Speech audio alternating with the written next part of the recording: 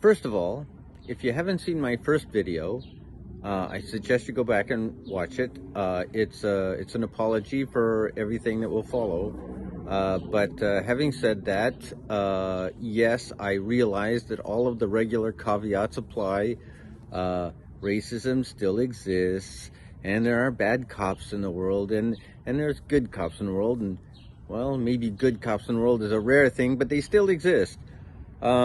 Yes, I'll be talking about people in generalities, and and that's a bad thing because you can't generalize about people and make stereotypes and all that. But when you're talking about people generally, you pretty much have to use generalizations. So that's the way it's going to be, I guess. So there's that. Having said that, let's get on with it. Please don't hate me. I really do want to be a part of the solution. I really do want to be responsible and kind to my neighbors.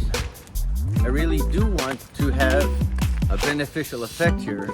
And I really do want to have a healthy discussion and a hopefully educated and reasonable, intelligent discussion about some of the things that are going on in the world these days.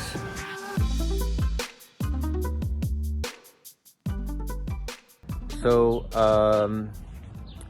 my brother and I got along very well, and we shared a lot of things. We had a lot of things in common, but when it came to police or anybody in authority or anything of that nature, my brother and I were like night and day. So with the cops, my brother got along with the cops like fire and gasoline. So I was the kind of kid, growing up as a young kid, I would say hi to cops, hi police officer, and I was just friendly and talk to everybody. And my brother and most of the other people in my family would be like, shush, shush, quiet. Ugh. They would freak out, and they weren't comfortable with that. I didn't see any problem with it. So my brother was stopped by the police, and I was stopped by the police. And I'm going to tell you about it so you have a little bit of context, so you'll know that I have something of an idea where you're coming from, okay? So I was stopped by the police working as a young lad, handing out advertisements, handbills in Toronto, in when I was teens, I guess, and this was at Yonge and Eglinton, major intersection in Toronto, and so I had a big black duffel bag full of flyers. And I'm showing up to work one day, and I wanted to cash my check before I started. So me and my big black duffel bag stopped by the bank, and they weren't open yet. So I put my bag down, and I'm standing by the bank and peeking my head in the window every once in a while, see if the bank's close to being open, and checking their time to make sure it matched with me. And I'm thinking, well, they should be open any minute now. And little did I know that the people in the bank were getting really nervous, so they called the cops on me. And I was like, hey, yeah, I'm just waiting for the bank to open. Well, I got my flyers here. What's in the bag? They want to look at my bag, and I'm like, okay, sure, no problem. And they're flyers.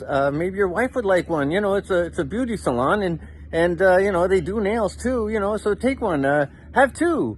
And they asked me a whole bunch of questions. It took probably 10 or 15 minutes, going over stuff with me because, they want to make sure I'm, on the up and up and legitimate. And so after that, it was no problem. They said, well, the people in the bank, they're getting nervous. Could you maybe go and watch or wait over on the other side of the street or something? So that was it. No problem. My brother, on the other hand, when he was stopped by the police, and my brother is, from the same mother and father that I was, so when my brother was stopped, this was in the north end of Toronto in the Victoria Park area, way back when they were looking, this was involving an incident about a guy named Officer Tribling, who was shot in the line of duty, and so the police were investigating that and looking for suspects. So they were pretty sensitive, because they were looking into one of their own. And so when Officer Tribling got shot, they stopped my brother and asked him about it, and he got kind of huffy, and the police didn't like that very much, and they pushed back, and push came to shove, and they beat the snot out of my brother. They just beat the stuffing right out of him. They pretty much put him in a hospital. He didn't go to the hospital, but he should have. It took him like 2 weeks to really get over that. And they beat the snot out of him because he got in their face. So the point of the story is only that when the police stop you and question you, the result for you can have a lot to do with how you react to the police, as well as how the police react to you. So if you don't want any trouble, then usually it's a good idea to try and be as open and transparent and cooperative as you can with them.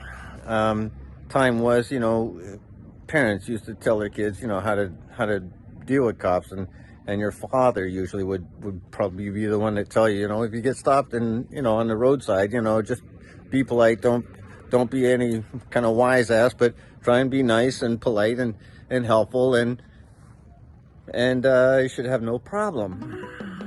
So anyway, that's that story.